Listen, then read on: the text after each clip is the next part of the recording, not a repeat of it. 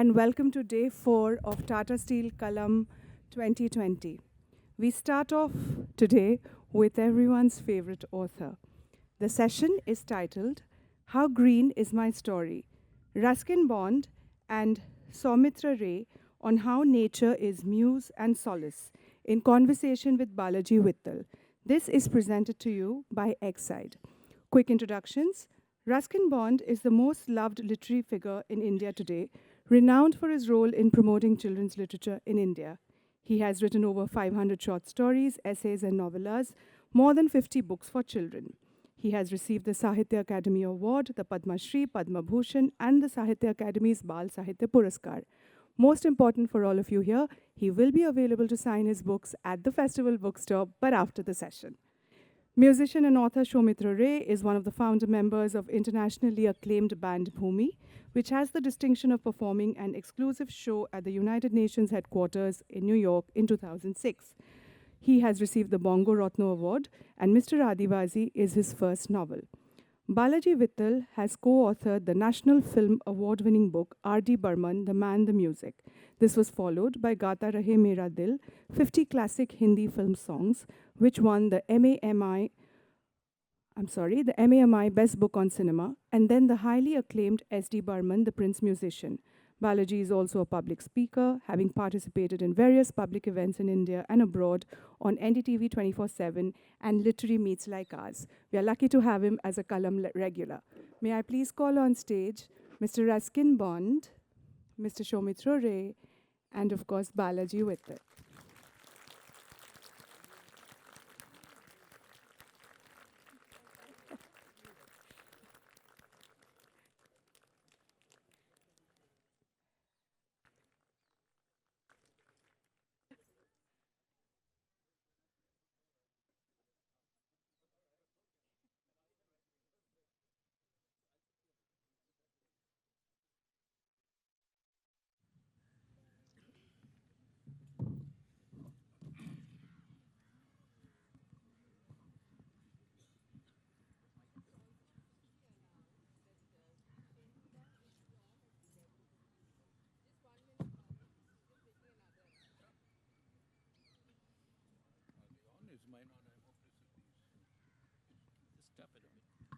Just another quick announcement before the session starts.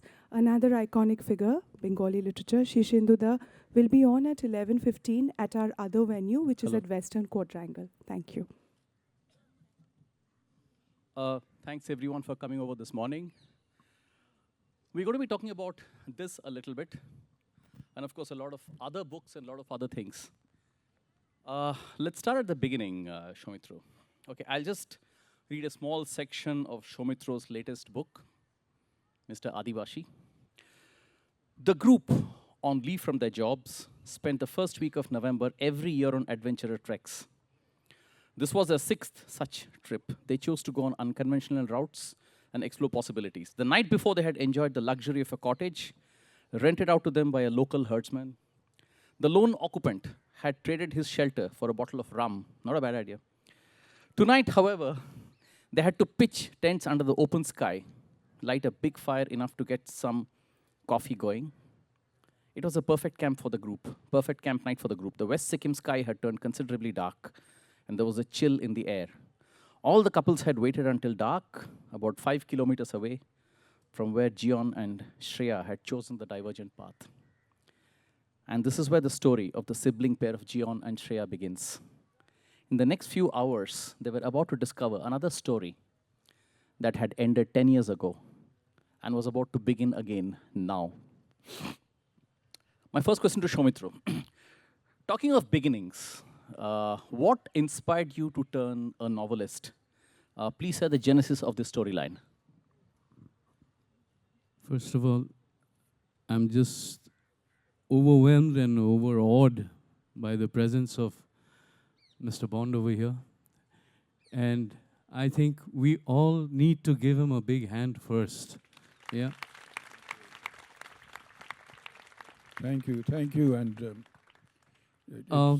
what inspired me to write this book is one trek. No, I wouldn't say it's a trek. I mean, I went to buy some bread or something, in Lachen when I had gone with my family in 2012. And I never go to the hills to stay or to just say that, yeah, I was there.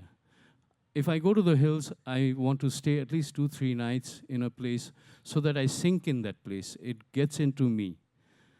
And that particular day, when I had gone to buy something, on my way back, it started raining. And in November, the rain can be very cold in those places, very high up in Sikkim, North Sikkim. So I was trying to hide myself under some pine trees over there. Actually, it wasn't a pine tree, but it was some kind of a big tree. And I was wondering, what happens if I spend a very long time living alone in such conditions? I think that's where the seed for this story was born, was sown. So much later on, I began writing Mr. Adivasi, not knowing that one day I'll be sitting here with Sir, and all of you in front of me is the biggest surprise and the biggest huge moment for me. I'm nervous. The first thing I did was I got the book autographed by Sir, and it's going to remain very close to where I sleep, And I'm so happy that I'm here in the first place. Yeah. Hills, greenery, bazaar, and a boy can remind us of only one person, Mr. Ruskin Bond. So, question to you. Your protagonist, Rusty, was a native of the hills and trees, whereas Mr. Adivashi, the protagonist of Soumitra's story, was an immigrant. He used to live in the city, and then he chose to live in a place far away. Now, what if Rusty had, say, moved to Bombay or Calcutta, hypothetically? How hard would it been for him to adjust? Easy or difficult? Well, can you hear me? Is it all right? The first thing I have in common with Soumitra is that Rusty was the character of my first novel. And this is his first novel. That's right. Am I right? Yeah. So the first novel, the first book you write is the one other people might forget, but the one you can't forget. Because it's very special to the writer. And I'm very fortunate that my first novel, The Room on the Roof, written in 1954 and published in 1956, is still around. And I hope Mr. Adivasi is going to be around even longer. Good luck to it. Thank you so much, sir. And as for Rusty, no, he lived in a small town, and he went to school in a hill station, just as Soumitra did. He went to school in Darjeeling. I went to school in Shimla, a good 20 or 30 years before he went to school.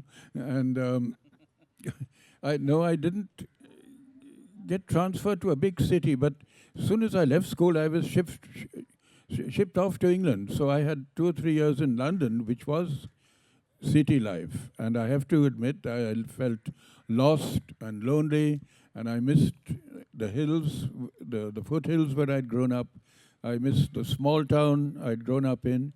And in fact, it was out of that homesickness that I wrote that first novel.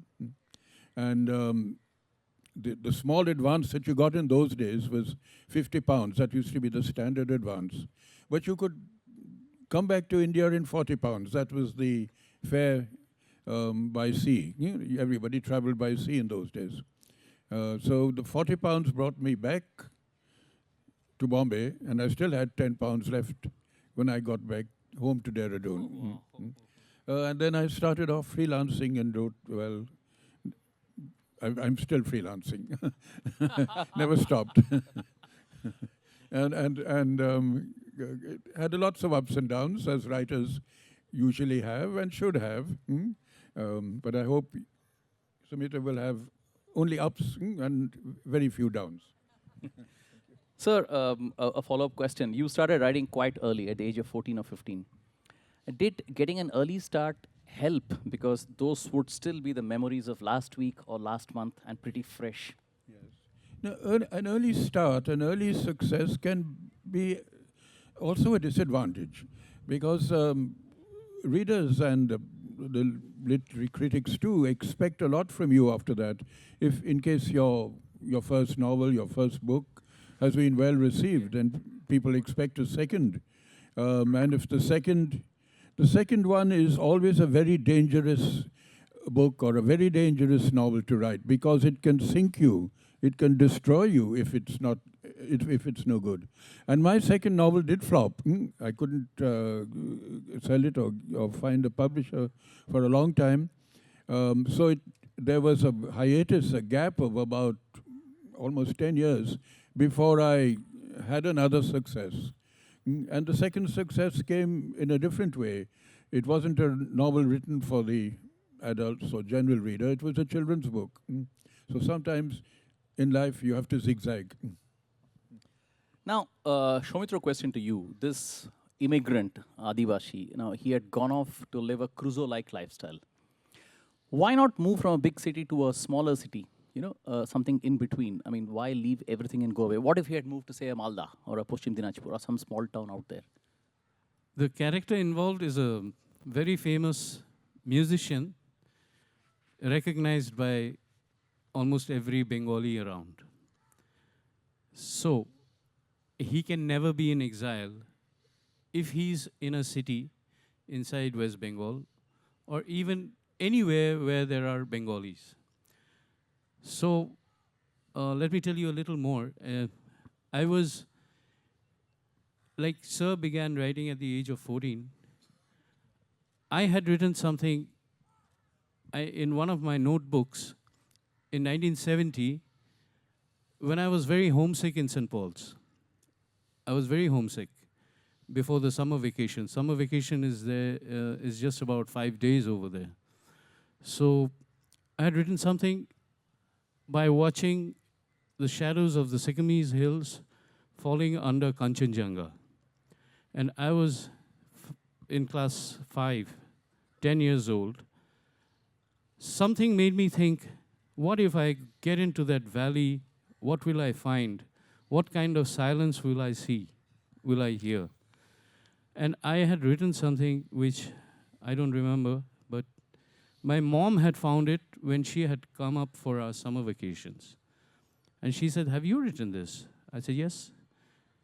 She literally dragged me to Das Studios. I'm sure a lot of you know Das Studio. And she bought me a small diary and said, "You must write something every day." Till yesterday, I have maintained writing my diary. So I have done this.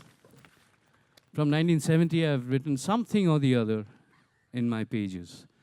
Now, this character called Mr. Adivasi, I chose to take him to that shadow of those hills, of the Sycamore foothills, where he could isolate himself and find out more about himself, because he's already seen the world.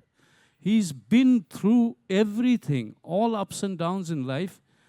But an unfortunate incident makes him think that he is responsible for 3 deaths in his family. So he leaves. He said, "I cannot face this world." And where can he go? So he hides himself in the foothills of Sikkim. And Sikkim is a very favorite place of mine. Having grown up in Darjeeling, Sikkim was just a trek away. And all those valleys, all those places which I have named, they are all places which I have personally visited, I've trekked on, this guy, he couldn't live anywhere else but in that place. Yeah. Spoiler alert, I won't tell you more about the trauma or what happened. I'm sure you can pick up the book and read it. It's very interesting. It's here, and I'm sure it's available just now, just after this. Now, a question to the musician in you, Soumitra. Can a musician be kept away from his music for that long? Wouldn't a trauma like what he went through bring him only closer to his music? On a personal note, I will answer this. Sometimes, even in front of 10,000 people, I'm alone. I travel by buses regularly. People are sometimes surprised to see me in a bus. I said, what the hell is wrong with you? You travel, I travel too. It's more convenient for me to travel by bus. And, you know, I can be very lonely even in a very filled up place with a lot of people over there. Every man goes through this. Everybody goes through this. I'm sure nobody can, say, I've never been lonely. Nobody can say that. You've always been lonely. You can be lonely. You can be happy. So if this guy, I'm a musician, yes, there are moments on stage when I shut my eyes and I'm singing, I put myself on that boat which I'm singing about. I'm alone over there. I'm alone on that boat. I'm singing, though there may be the United Nations in front of me, where I've sung. We are the only band to have sung in the United Nations, the only Asian band. That is Bhumi. And in front of the Montreal Jazz Festival crowd, which was more than 10,000, the next day the papers announced, Indian band draws biggest crowd. What a proud moment it was for us. Yeah.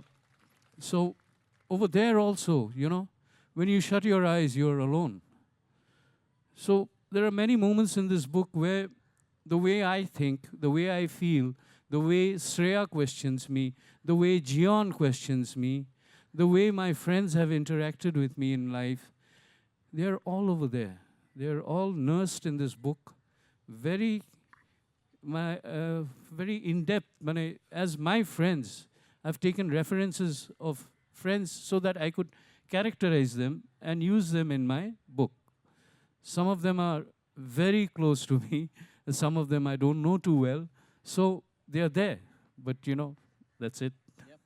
So loneliness even among thousands of people around you, yet solitude in the hills.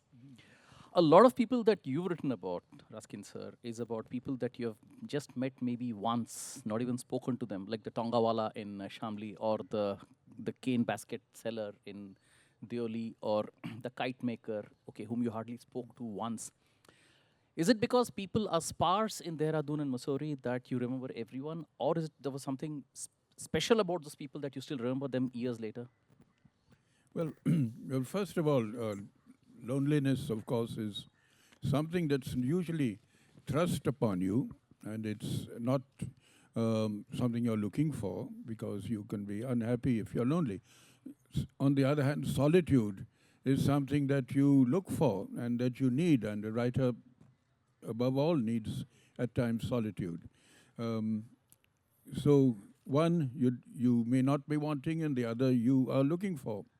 And as for writing about small people, humble people in small towns, yes, occasionally a story just emerges from a chance meeting, or a very, maybe an interesting, colorful person who I might not meet very often.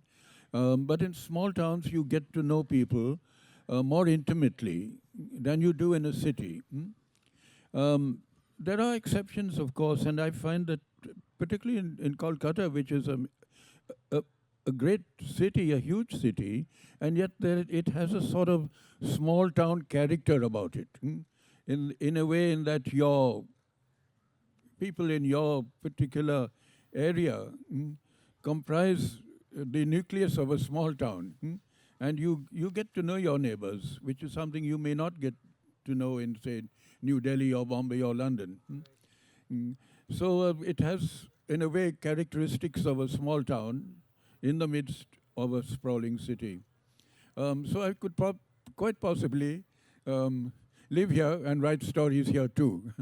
But I think I keep it now for my next incarnation.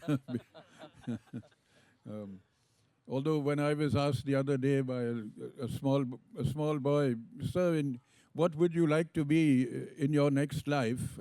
And I thought about it, and I said, a parrot and a mango tree, because I like mangoes, you see. So you'll be known as Tota Bond. Soumitra, question to you. Were some of the characters inspired by your friends in the Bhumi days? And tell us a couple of anecdotes that you've never told anyone. Oh, just too many of them. Well, there was this incident in Boston quite a few years ago, where after we performed, the organizers were so happy and so thrilled with our success that they invited us to a restaurant called the Yangtze River. Yangtze River in Boston, in the college area. And we arrived there.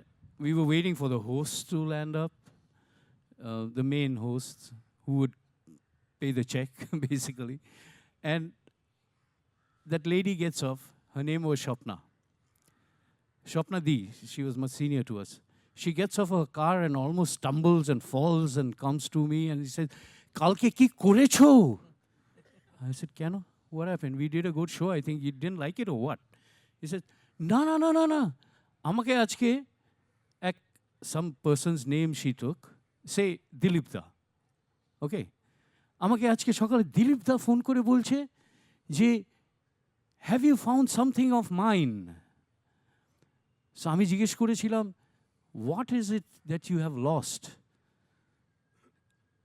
That man wasn't willing to tell Shopnadi what he had lost. Till she said, if you don't tell me what you have lost, we can never find it for you in that auditorium.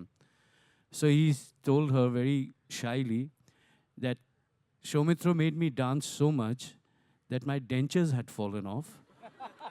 and and this morning, I'm struggling to find it. I just can't place it.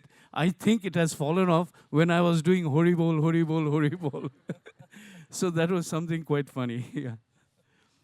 And we have had a lot more. Robin is our keyboardist. Many of you know Robin Lai. This was at Long Island in New York. He's standing outside a grocery shop. He was smoking. You cannot smoke inside. So an Indian guy was passing by on a cycle.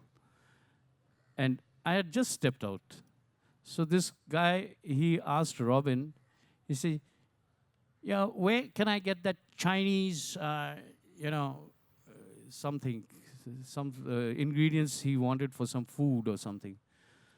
So Robin coolly looked at him, took a drag of his cigarette, and he said, "Malum nahi." That guy almost fell off his cycle.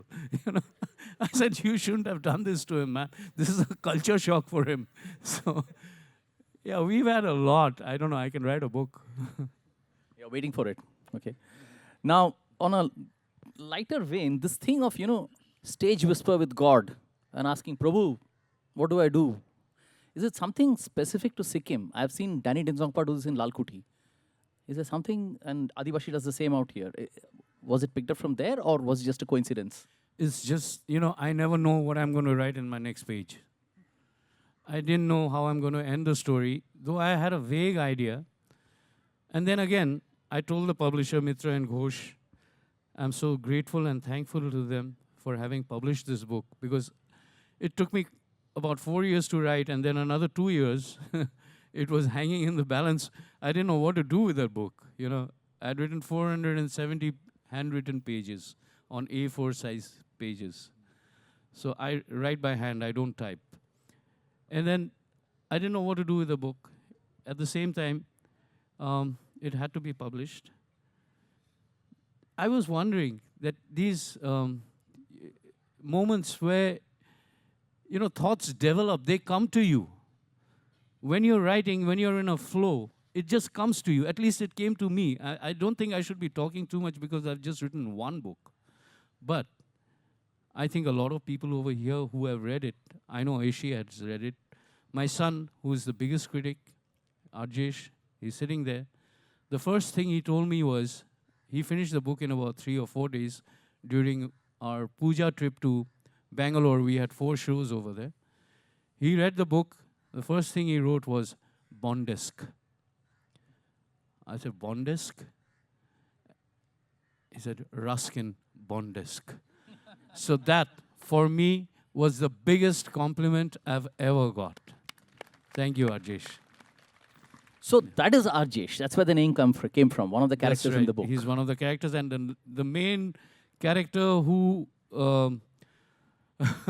who brings a lot of relief, humorous relief.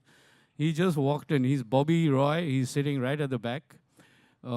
Please stand up, Bobby. Bobby, please stand up. There he is. A big hand for Bobby, please. He brings a lot of relief into the book because I've used his exact character. I've known him for almost 35 years. The way he talks, the way he behaves with his wife, the way he kicks people around, the way he kicks people out of his house, or he invites them into his house and then he remembers that, I'm supposed to have dinner somewhere else, So that guy is a very good friend of mine, and he's brought major relief into this book here. And here's his chance to sue you now for libel. He told me that. He threatened me with that. So Ruskin sir, Dehradun is all innocence. Mussoorie is all innocence. The people are so good. People are so nice that a person can get ostracized for stealing a child's blue umbrella. Oh, right. Yeah. Now, there are also the other variety where someone is slow poisoning his lover's husband with arsenic. Oh, that's it. Yeah. Or this Alexander who's burning up everything that he can lay his hands on or lay his eyes on. Or there is this dentist who's a former Nazi camp doctor who comes and kills people, strangles people. Now, do really psychopaths exist in a place like Dehradun, Mussoorie, or was that fictionalized? No, psychopaths exist everywhere. And innocent people exist everywhere too. But I think innocence is something that, particularly in this day and age, is sort of lost and left behind when we are 5 years old or 6 years old. And it's very difficult to take your innocence with you through the rest of your life. Psychopaths, well, I think each one of us has a Dr. Jekyll, a Dr. and Mr. Hyde within himself. And in our dreams, our nightmares, we do horrible things which we wouldn't dream of or think of doing when we're awake.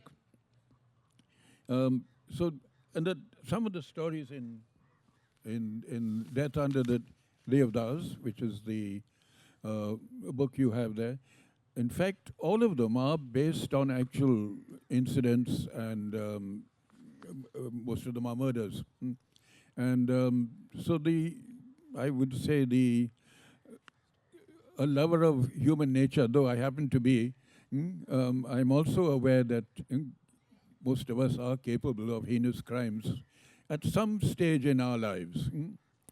And I think most of us too think in terms very often of how we can get rid of somebody we dislike without actually being caught. Susanna used to do that very well, right? Susanna could do that very well. Oh yeah, Susanna, now in Susanna's Seven Husbands, was again based on a real person. And her monument, her grave is there just outside Chinsura, the old Dutch colony, up the Hooghly. I had in the story actually relocated her or done so in the screenplay.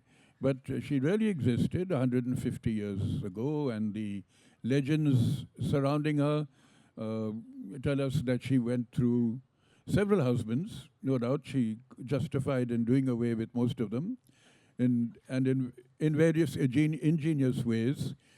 So it made an entertaining story, but that too, it's a true one. So I think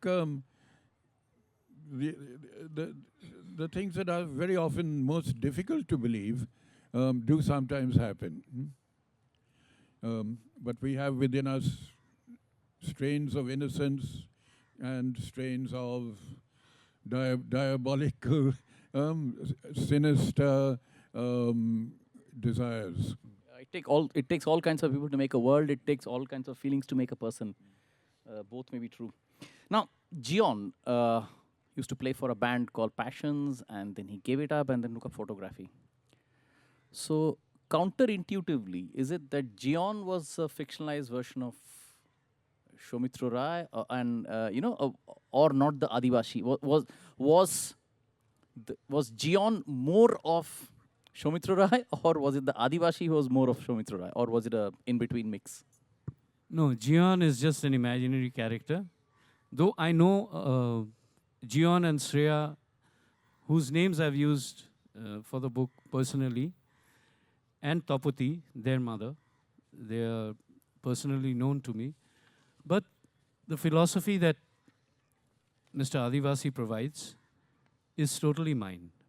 Um, I can boast about it, or you might criticize me for it, but the way I think, the way I feel, uh, it's gone into Mr. Adivasi's way of thinking, way of expressing himself, the way of everything. I mean, he was talking with Jion and Shreya in the modern language, and he was quoting Shakespeare and Bob Dylan and everybody.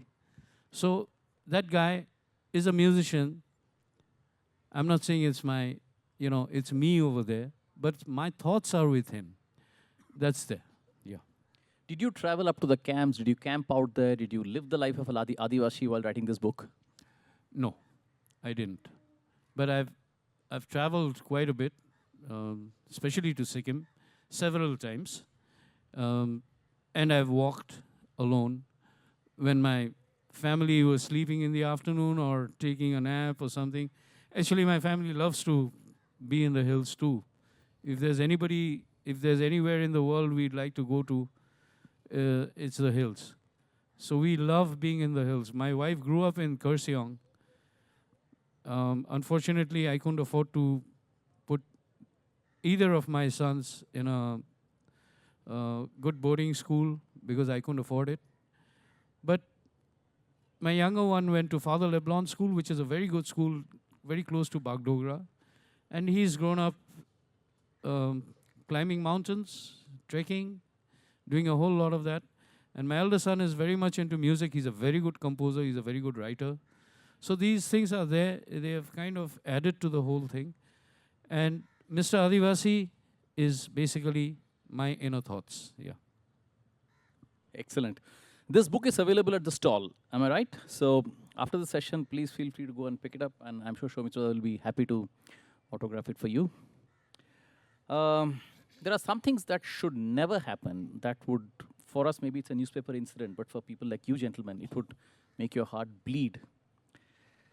2nd September 1994 was Mussoorie's Black Friday when 6 people were killed by a mob and a curfew was imposed in your beloved town, Ruskin.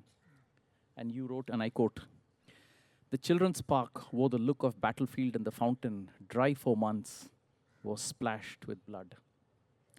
To my recollection, I don't remember you writing any story about that Black Friday. It was too painful. You never wanted that to come back in your memories, right? Yes, that's true, because it was something that was totally out of character with the hill station and with life there. It was what you might call the result of a terrible misunderstanding between the authorities and the crowd in the street. So sometimes when a lot of people are agitated and worked up about something, and they come into conflict with the police or the authorities, something is bound to go wrong. And in this case, they opened fire indiscriminately, and a lot of people were killed. So but it brought about, in a way, it accelerated the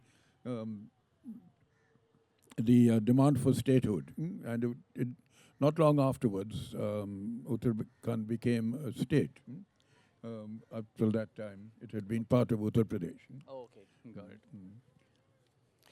The discovery of Adivashi or Mr. Adivashi by Jion and Shreya, and then the whole gang landing up subsequently from Calcutta and landing up there in the vehicles and wanting to take him back. Was it a symbolic intrusion of the city into the hills, into the pristine virgin surroundings? Was it symbolic of that, or It was just the desire of all musicians to get that iconic musician back to Calcutta, back to performance, and back with his family.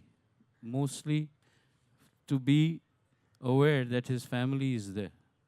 You know, he thought his family was dead. Now, and all of them land up to get him back. I'm not saying more than that. That's it. And all of them are, a lot of them are Chandrabindu's musicians. Then you all know Manojit Datta. Yeah, all of you know him. It's too sad that, it's my bad luck that this book has come out and he has passed away. But he would be very happy to have read the book. Orient Express. All of you know Orient Express, yeah. Monojit, Kochu, as we know him. Now, musicians want a musician to come back. Once they know that he's stuck over there, he's adamant he won't come back, they go to get him back. So they form a team, they get into a bus, they go up, they try to get him back. I won't say the rest. this is just the sort of book that we'd love to see up on the silver screen? Any plans? I can't plan it. I'm nobody to plan it. That you'd like to see as a film? Yes. It would make a good film, I think. It'll make a good film. From what I know of the plot. Provided you give me a small role in it.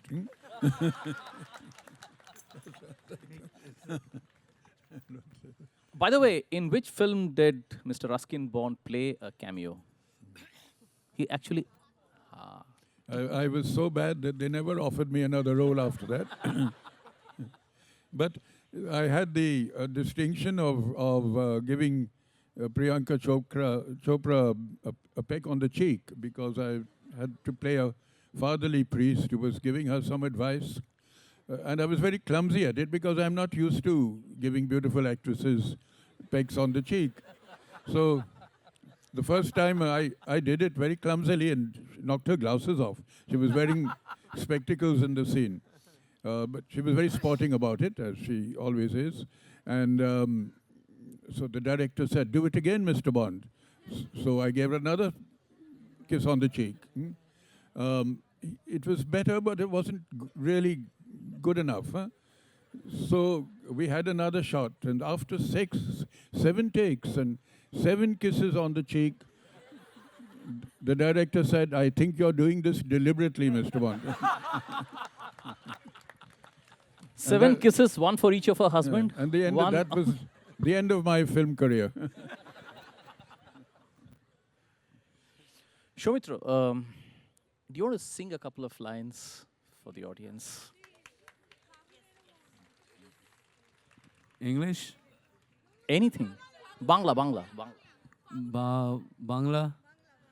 Then let me sing my own song and most favorite song. I'll sing a bit of it. It's of Bhatiyali. It's about a boatman who I've met. You know, most of the characters in my songs are people I've met. And this man doesn't want to, forget where he has grown, but he's too old now.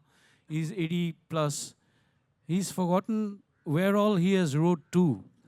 But even now, he crosses the Ganges with one hand, with one oar. And that's awesome. I mean, I met this man called Pocha Kaka. So, yeah. Let me tell you I won't take much time. When we were in the United Nations performing for that international crowd of 431 seats were occupied, the aisles were occupied with an international audience. There were 5 Bengalis and they were all from Bangladesh. After the concert, one gentleman who was almost twice my height, huge guy, he stood on the side and he asked me, "Can I talk to you for a minute?" I said, "Yes, sir." I was kind of scared. So he said, "What was the shouting all about?" I said, "Shouting? Yeah, you guys went, hey, Pocha, hey, hey, hey." I'm like, oh. Actually, there's a song which goes, Nazam, Nazam, Nazam, Nazam. And before that, we go, Ore Pocha kakare doob, shunbar paile ghore aisha. They're calling out to this boatman because there's a storm. His rice is getting cold, his dal is getting cold, and his child is crying, but he doesn't want to come back. So I told this gentleman that we were actually calling out to this boatman in the Ganges who is refusing to come back till he catches this fish. So this man says, "Oh, is that so? That's very interesting. But you know what? I thought you were asking the whole of United Nations to get out." So anyway, I'll sing a little bit of my favorite song and the first recorded song of Bhumi's. And by the way, just for your information, tonight is Bhumi's 1790th concert. I told you I maintain a diary, so I know everything. Awful throat. All singers say that, but I'll try. Mone are nahi re, mone nahi naiya, naiya jai nao re, bhatiyali gaiya, baitam zauvana loiya re, gaitam chore bohiya. ভাইসাই আইতো কত সুর সুখ দুঃখ লইয়া মনে আর নাহি রে মনে নাহি নাইয়া নাইয়া যাই নাও রে হে ভাটিয়ালি গাহিয়া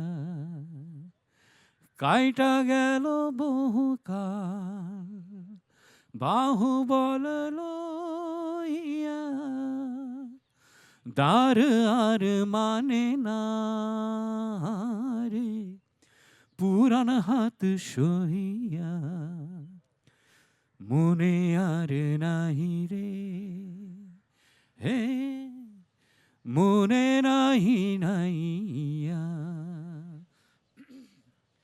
নাইয়া যাই নাও রে হে ভাটিয়ালি গাহিয়া।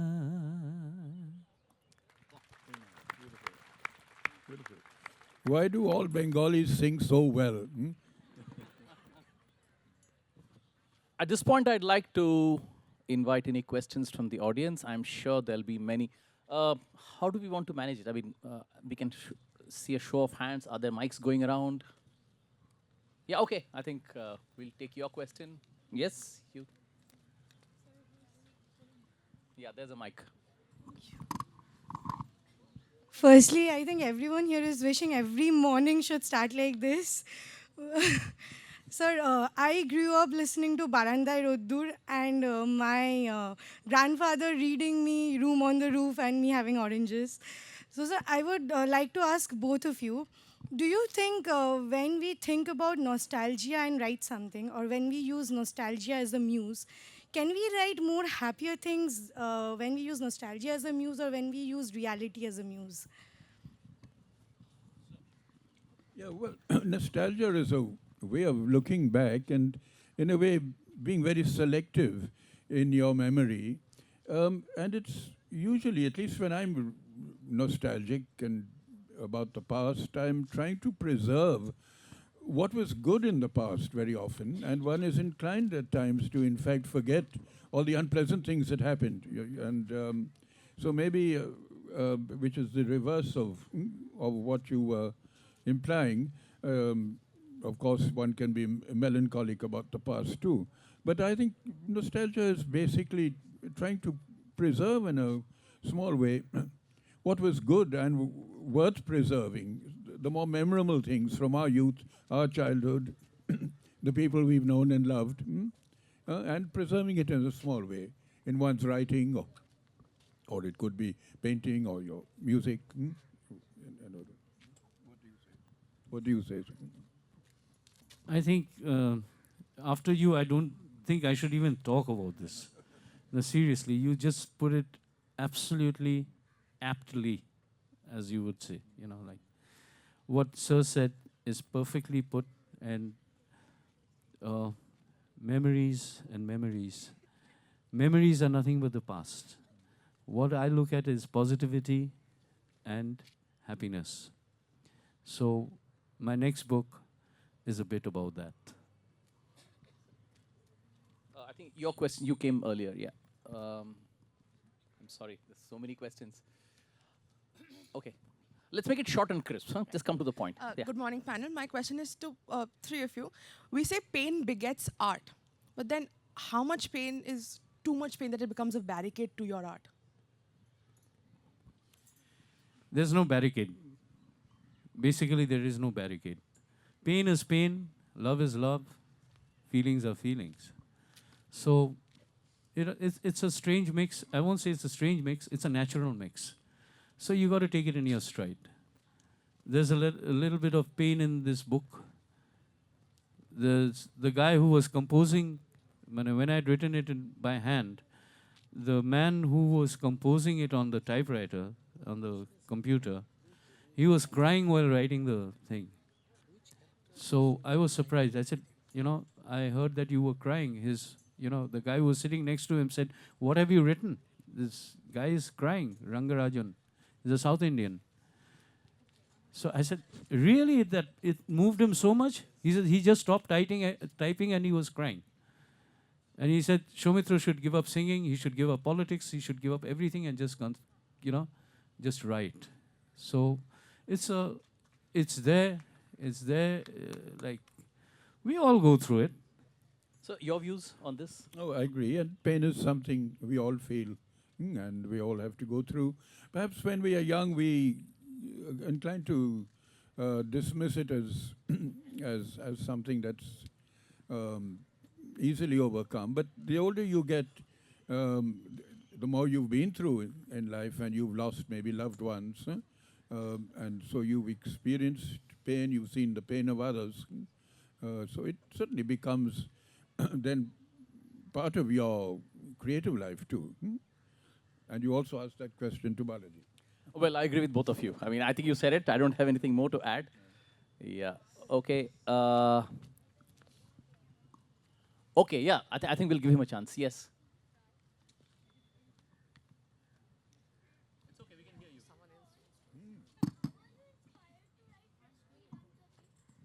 you. How was I inspired to write Rusty Runs Away? Well, Rusty did run away. I ran away from school, but I forgot to take pocket money with me. And I came back the next day feeling very hungry. So my running away didn't last very long. In the book, in the story, actually, Rusty goes pretty far. But maybe that was wishful thinking on my part. Thank you. Okay, I'll just come to you. This lady at the back. Yeah. A very good morning to the audience here, and especially to Mr. Ruskin and Soumitra Babu. I have a very simple question. Both of you, especially Mr. Bond, since we have read a lot of Mr. Bond, your writings have a number of personal reflections, personal feelings. So there's a lot of I in your writing, which I think is also true for Mr. Adibashi. There is a bit of Soumitra Babu in that book also. Now the question is that, do you think this I ultimately helps in the progression of the plot, or do you at times feel that it is also a kind of an intrusion to the the way the plot progresses? So is this I a kind of stimulus for you to keep on writing the book or the story that you're writing, or sometimes you also feel that it is too much the I is present in that book? Thanks. Well, thank you. I've often maybe been criticized for writing in the first person too often. But I'm a very personal writer, and I do write out of my own life and the lives of those who are close to me. And I find I can be more intimate, more personal in my writing. After all, I'm a sentimental writer, an emotional writer, which is sometimes disapproved of in the West. They want you to be more detached and removed from your writing. But I think in India and particularly in Bengal, writers are more personal, and you can take Rabindranath Tagore as an example. No, there's a lot of himself in his writing, and the I, therefore, can be overdone definitely, and sometimes in my children's work, I avoid it. But there are two kinds of writers. There's the subjective writer and the objective writer. And the subjective writer writes out of his or her own life. And the objective writer is somebody who's more inventive, who might write fantasies or spy stories or thrillers or adventure stories, which are... and I'm not that kind of writer. So the world is full of all kinds of writers, you know. So I'm just one of them. We can take one more question. Yeah, this gentleman out here. That's okay, I can ask you a question. I think we can hear you.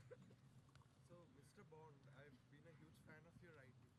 So, I wanted to ask you is that people know you usually as a children's story writer. So, you have written many adult pieces as well. So, how difficult is it for an author to tackle sexuality in a book? Like, especially like the room on the roof Yes. had a kissing scene, which I think was tackled very beautifully. Right. So, how difficult is it for an author to tackle? Yes, a very interesting question. But you see, when I wrote The Room on the Roof, I wasn't writing it as a children's book. I was writing it for the general reader. So it was a little more explicit. I only began writing for children when I was in my 40s. And that time I'd already been around for over 20 years as a writer. And then occasionally I would write stories specifically for children. And of course, you're not in writing for small children. They don't want to know about your sex life or your or anything like that. So you concentrate on the story and on the characters, and any conflict there is more on practical lines. But occasionally, sometimes I get confused myself. Am I a children's writer or am I a writer for everyone? But basically, I'm writing for myself. And I think most writers are writing for themselves. Because writing is fun, you enjoy it, I enjoy it, and so if you're enjoying it, it's because you're getting some pleasure out of putting words together, sentences together, creating interesting characters, telling a story. So I think your basic audience is yourself. And if somebody else like you comes along and enjoys the story too, well, that's a bonus. And I'm very grateful that I have, over the years, acquired so many readers, young and old. And I hope you will too, Soumitra. As this lady put it, may there be more crisp winter mornings like this. And I'll just borrow this line from Ruskin's story, which I love reading. And when all the wars are done, a butterfly will still be beautiful. Thank you all for being here. Thank you all. Thank you so much. Great to be in such good company, both here on the stage and with you all in the audience. Thank you so much.